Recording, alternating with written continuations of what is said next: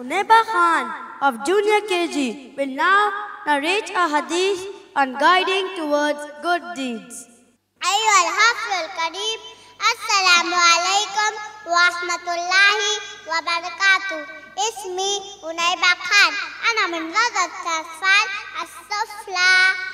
عن أبي مسعود الأنصاري رضي الله عنه قال رسول الله صلى الله عليه وسلم: من دل على خير فله مثل أجر فاعله.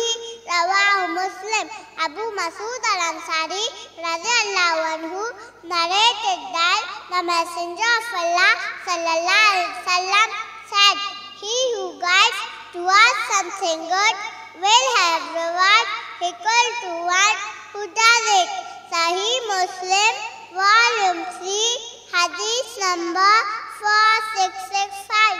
Wassalamu alaikum wa rahmatullahi wa barakatuh.